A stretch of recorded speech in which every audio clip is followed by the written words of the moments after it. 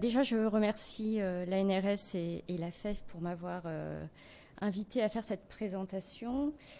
Donc, aucun lien d'intérêt. Ce que je vous propose, c'est après un rappel des objectifs d'élimination de l'hépatite C, c'est de faire un point sur les indicateurs en France en termes de prévention, de prévalence, de dépistage et de diagnostic et d'initiation de traitement, avant de faire une synthèse et puis de conclure.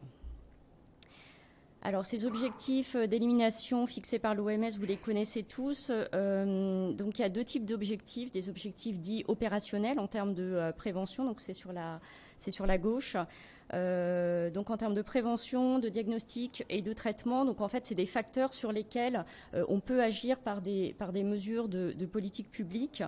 Et puis, sur la droite, c'est des objectifs d'impact, donc en termes de réduction de l'incidence et de la mortalité. Et c'est plutôt, j'ai envie de dire, le résultat des actions qu'on aura pu mettre en place en termes de prévention, diagnostic et de traitement. Donc, pour cette présentation, je vais surtout me focaliser sur ces objectifs opérationnels. Alors, on commence par la prévention. Bon, bien sûr, en termes de sécurité des injections en milieu de soins et de sécurité transfusionnelle, les objectifs de l'OMS, qui sont des objectifs globaux, internationaux, sont bien sûr atteints. Par contre, en termes de prévention, et là, ce sont des données de l'OFDT de 2020, on voit qu'en termes de distribution de matériel stérile à destination des usagers de drogue injecteurs, on est encore loin du compte puisque 118 seringues par an et par usager sont distribuées pour un objectif OMS de 300. Juste pour vous dire qu'il y aura prochainement, je l'espère, des résultats de l'enquête Coquelicot qui permettront de mieux documenter les difficultés d'accès au matériel de réduction des risques. On va parler maintenant de prévalence de l'hépatite C, et là je vais parler que de prévalence de l'ARN-VHC. Alors au départ, on avait cette enquête barotest pour l'année 2016 qui avait permis d'estimer en population générale hexagonale adulte une prévalence de 0,3. Donc c'était une enquête en population générale, donc qui pouvait sous-estimer un petit peu la prévalence nationale. En 2019, sous l'égide de l'ECDC, une modélisation à l'échelon européen a été réalisée et l'estimation pour la France était de 0,29 pour la population hexagonale de 15 à 79 ans. Je vous présente ici aussi, et je vais avoir pas mal recours à ces données, les données de l'Observatoire Polaris. Donc il y avait deux estimations, une estimation pour 2015 à 0,3, une estimation pour 2020 à 0,2%. Sur la population qui est concernée, j'avoue que je ne sais pas précisément de quelle population il s'agit. En tout cas, ce qui est intéressant, c'est que ces données qui sont produites par modélisation pour plus de 200 pays permettent de suivre en fait des tendances dans le temps. Et donc, on voit sur le graphique qui est en bas une diminution du nombre de personnes infectées de 45% entre 2015 et 2022. Mais ce chiffre, ces chiffres de personnes infectées sont certainement un peu surestimés puisque, d'après ce que j'ai pu recalculer, c'est calculé sur l'ensemble de la population tous âges. Donc, je ne suis pas sûre qu'on puisse appliquer cette prévalence de 0,3 à cette population. Alors sur les DROM, et je pourrais détailler un petit peu après, les données sont plus limitées. On a une estimation de prévalence de 0,10 en population mahoraise adulte, population générale, et on espère pour 2026 une enquête en de santé en Guyane intérieure avec un volet hépatite financé par Santé publique France et l'ARS Guyane. Quelques données sur les usagers de drogue, et donc je remercie Marie-Geoffrey-Roustide et l'ANRS de me laisser la possibilité de vous présenter ces données. Donc vous avez sur les histogrammes en bleu, ce sont les prévalences de l'ARN-VHC d'après la dernière édition de l'enquête Coquelicot, avec à droite c'est l'ensemble de l'échantillon enquêté et à gauche c'est une sélection de la population pour pouvoir comparer à la prévalence de 2011-2013 qui portait sur un nombre de villes notamment plus restreint. Et donc ce qu'on voit, c'est une diminution de 54% de la prévalence de l'ARN-VHC chez les usagers de drogue entre 2011-2013 et 2022-2023. Alors en termes de dépistage diagnostic, bon rapidement, l'activité de dépistage en France des anticorps, elle est élevée, 5,1 millions de tests estimés en 2021, un taux de positivité de 0,67 qui est plutôt en diminution. Les données du SNDS, donc, qui n'incluent pas l'ensemble des tests réalisés, montrent une augmentation de 53% sur une période de 10 ans, de 2014 à 2023, du nombre de personnes dépistées pour les anticorps anti-VHC. Et pour l'ARN, on a une tendance à la diminution. Alors attention, là je parle des PCR-ARN, quel que soit le contexte de réalisation. Donc ça peut être dans un contexte diagnostique ou dans un contexte de prise en charge. Alors au niveau géographique, le taux de personnes dépistées pour les anticorps anti-VHC rapportés à la population est le plus élevé dans les DROM, dans les régions du Sud, en Île-de-France et dans la région Grand Est. Pour ce qui est de l'ARN VHC, en revanche, pour les DROM, vous voyez que les taux sont plutôt faibles, à l'exception de la Martinique, et les taux les plus élevés sont retrouvés essentiellement dans les régions du Sud, l'Île-de-France et l'Est.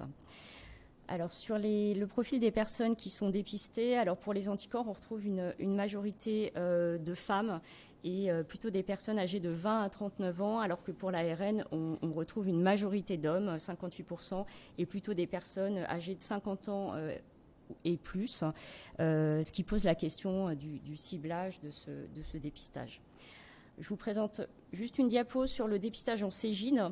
Là, ce sont des données 2023 qui proviennent de plus des 3/4 des Cégides, donc qui ont réalisé plus de 150 000 dépistages anticorps anti-VHC en 2023.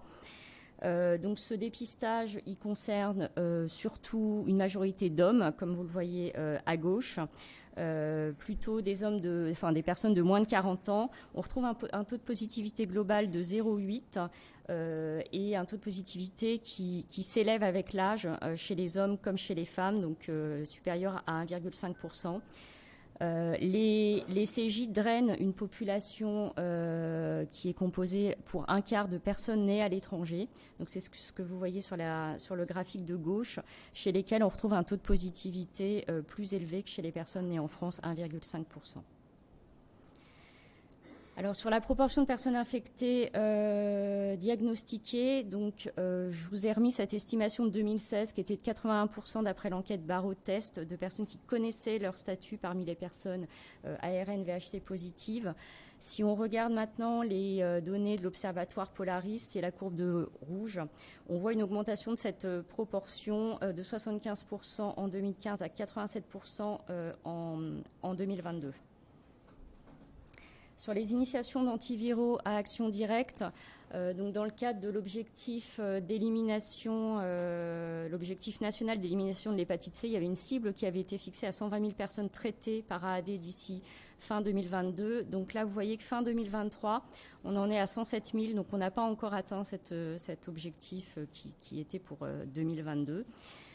En termes de nombre annuel d'initiation de traitement, donc après une augmentation jusqu'en 2017, il y a eu une chute assez brutale et puis depuis quelques années, on stagne autour de 6 000, 5 000 initiations de traitement par an.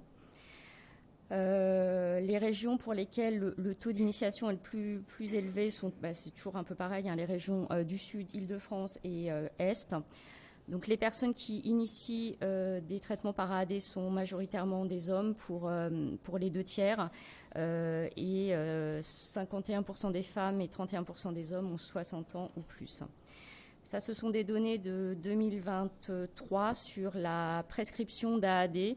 Et ce qu'on voit, c'est qu'encore en 2023, malgré la possibilité de prescription par l'ensemble des médecins dans le cadre du parcours simplifié, donc depuis 2019, les 3/4 des traitements sont initiés par des médecins exerçant en établissement de santé public et pour la médecine générale, on stagne à 5% sans évolution. Je vous présente quelques résultats issus de l'étude ANRS Fantasio 2 à partir du SNDS qui montre que le taux régional de primo-prescription par un médecin généraliste donc, varie selon les régions de 2,8 à 8,3 et que ce taux finalement ne semble pas associé au taux de médecins généralistes par habitant ni au taux de patients pris en charge pour une hépatite C par région.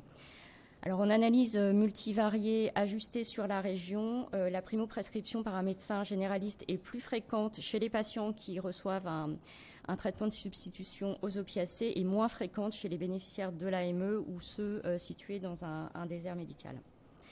Bon, donc si on fait la synthèse de tout ça, on voit que certains objectifs sont atteints comme objectifs en termes de sécurité, sécurité des soins.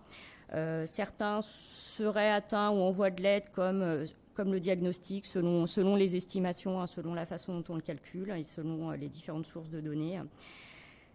Par contre, on voit qu'en prévention, notamment vis-à-vis des usagers de drogue, il y a encore une grosse marge de progression. Et en termes de traitement, on serait à entre 54 et 67% de personnes traitées, par rapport à un objectif de 80%. Mais je pense que cette proportion est certainement sous-estimée puisqu'elle est calculée par rapport au nombre de personnes infectées en 2015 selon l'Observatoire Polaris. Donc, d'une part, une estimation peut-être un peu surestimée, et d'autre part, ça ne prend pas en compte finalement la mortalité des personnes depuis 2015 ni l'incidence.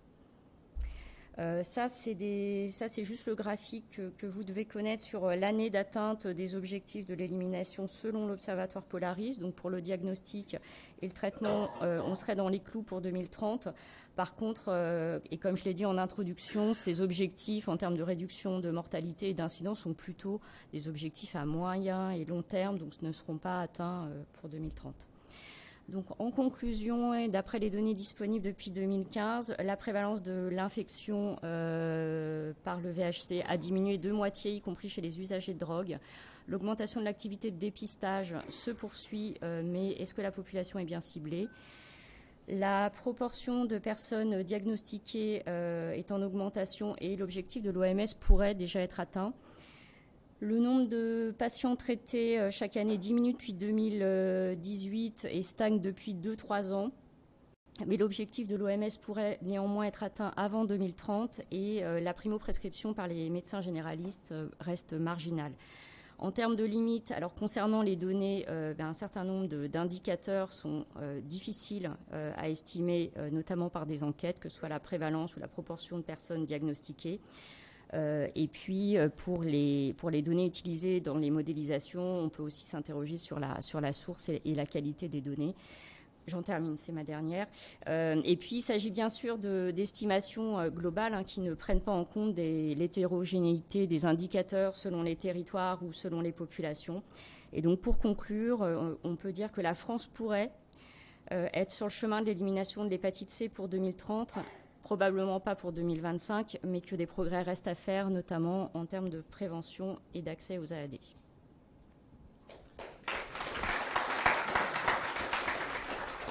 Merci Cécile. Est-ce qu'il y a des questions brûlantes sur l'épidémiologie dans la salle? On fera ensuite la table ronde sur les stratégies d'élimination. Cécile, il y a quelque chose d'amusant, c'est qu'il y a toujours plus de femmes qui sont testées, et dans l'accès au traitement, on a toujours moins de femmes. Donc ça, c'est un peu... On retrouve ça dans le monde entier, c'est pas particulier à la France, mais alors, est-ce que on a une explication là-dessus ou pas? Oui, on a une explication. En fait, quand on regarde les profils des personnes qui sont dépistées pour les anticorps anti-VHC et l'antigène HBS, on a exactement le même profil. Et la CNAM, effectivement, nous dit qu'effectivement, le dépistage VHC, même s'il n'est pas recommandé chez les femmes enceintes, est fréquemment réalisé. L'autre chose, l'élimination, la diminution de la mortalité de 65%, c'est un objectif qui a été atteint déjà par les Anglais et par les Espagnols. En fait, je suis toujours étonné dans ces graphiques de Polaris où ils nous mettent en 2027, si tu veux, mais je ne comprends pas pourquoi, parce que si tu regardes le nombre de patients, la diminution des indications de transplantation pour virus C, elle était très nette, aussi bien en France que dans d'autres pays. Donc je pense que la mortalité, on l'a vraiment diminuée.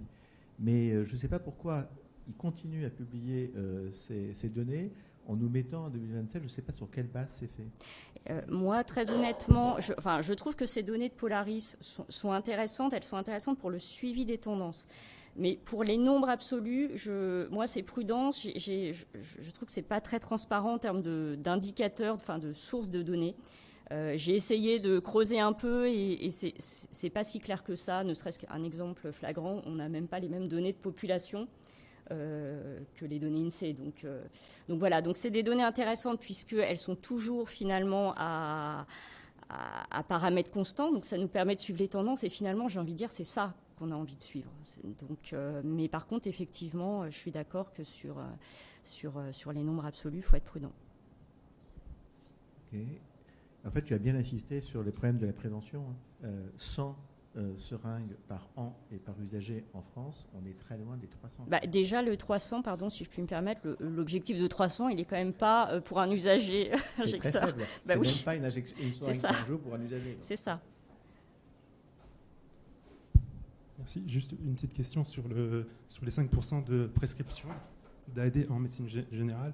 Du coup, effectivement, c'est très peu, alors que ça devrait être 70%, on est bien tous d'accord. Par contre, tu as dit qu'il y avait 74% en établissement de santé publique, mais il y a aussi des praticiens de médecine générale en établissement de santé publique. Et est-ce qu'on a une répartition un peu plus importante? Parce que du coup, ça pourrait peut-être faire... Nous, on a des XAPA hospitaliers, ils rentrent dans l'établissement de santé publique, ils ne sont pas dans la catégorie MG, par exemple. Donc ça serait peut-être une donnée assez intéressante pour voir si, par rapport à ces populations aussi spécifiques qui sont suivies à l'hôpital, il n'y a pas plus de traitement. En fait. La difficulté, c'est que dans les données du SNDS, pour les médecins qui exercent en établissement public, on n'a pas accès aux détails de la spécialité. Donc ça, c'est une limite des données. Ouais. Voilà, oui. Donc on n'a pas cette granularité et tu ne veux pas dans Fantasio aller aussi loin que ça. Merci beaucoup. Merci.